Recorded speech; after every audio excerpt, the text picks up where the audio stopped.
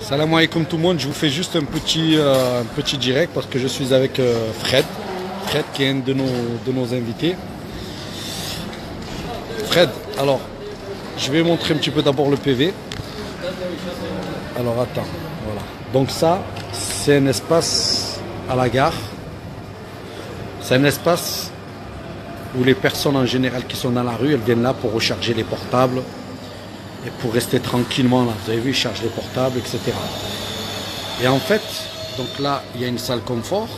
Et en fait, dans cette salle confort, juste au bout là, il y a écrit « Cet espace est réservé aux voyageurs munis d'un titre de séjour ».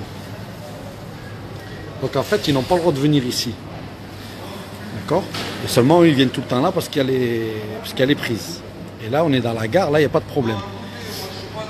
Donc là, il y a un mec qui vient de lui mettre 100 €. Il vient de lui donner 100 €, frais de dossier, 50 €. Le dossier, il est plus important que l'amende. Il est aussi important. Il vient de le donner à Fred. Fred, tu peux nous expliquer, s'il te plaît, comment ça s'est passé? Alors, on était juste posé avec les collègues. On était en train de finir de manger. Donc, ils sont venus contrôler les gens. Quand ils nous ont vus, en fait, ils ont commencé à contrôler les passagers. Et ils nous ont demandé si on avait un type de transport. On leur a dit non. Et donc, ils nous ont demandé de sortir de la gare. Donc c'est ce qu'on avait fait, hein.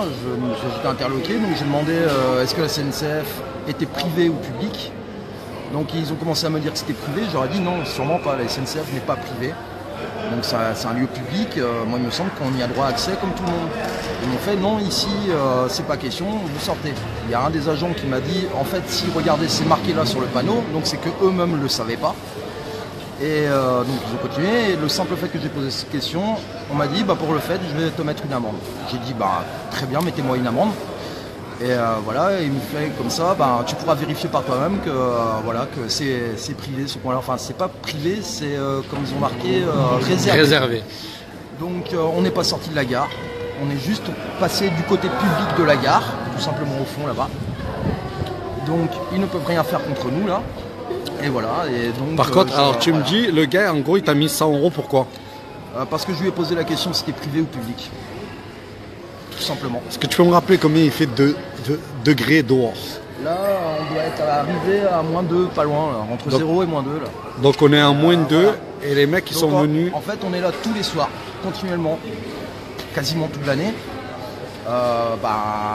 Là, tous les derniers soirs, on est tout le temps là, il n'y a jamais eu d'histoire. Voilà, on se pose là parce qu'il y a des prises, il y a tout ce qu'il faut pour nous. En fait, c'est le seul accès qu'on a dans toute la ville, vu qu'ils ont débranché toutes les prises qu'il y a dans la rue. Parce qu'ils n'acceptent pas qu'on se branche dans la rue pour recharger nos portables, et que ça ennuie tout le monde. Et c'est le seul endroit qu'on avait là jusqu'à présent, mais voilà. Donc au bout du compte, ils sont juste derrière là, en train de regarder. Moi, les autres, on s'est fait virer. Tout le monde revient, et là on dit plus rien, mais là il n'y a plus de passagers. Tout à l'heure il y avait des passagers. Donc quand il y a du monde, quand les clochards sont visibles, on n'accepte pas. Quand on est invisible, tout va bien pour tout le monde. Donc tu as eu 100 €. Ouais. Tu vas la payer? Non, en fait, vu que je suis au RSA, je n'ai pas les moyens et je suis non imposable. Donc, pour refaire les lois. Donc tu le jettes pas, mais tu le gardes comme preuve. En tout cas, c'est. Je le garde comme preuve. Et en fait, je pensais simplement aller voir le maire demain matin et lui poser la question à lui. D'accord. En tout cas, c'est carrément dégueulasse. Ouais, mais je trouve ça assez rigolo. Et comme j'ai dit à ce monsieur, on aura l'occasion d'en reparler. Ouais. Ben écoute, bon courage à toi, Fred. Ouais, c'est vraiment dégueulasse.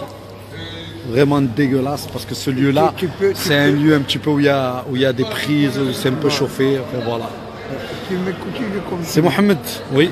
Je veux laissez-moi parler s'il vous plaît, après vous, avant vous, comme vous voulez. Quelqu'un n'a pas trouvé la solution. Point d'interrogation. J'ai besoin d'une horloge, une montre. Je l'ai cassée. Tu peux me trouver une montre, une horloge? Inch'Allah. Inch'Allah, on va t'en trouver une. Qui c'est qui a dit Inch'Allah, Inch'Allah, Inch'Allah? Il a chanté. C'est Adamo. Oh là là, t'es couché Adamo.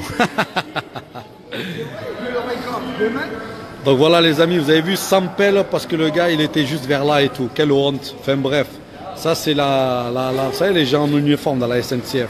Wallah, ils font honte. On dirait des cow-boys, mais bref. En tout cas, qu'est-ce que tu veux dire, voilà. On vous a montré une des réalités que vivent les sans-abristes, galères qu'ils ont permanentes.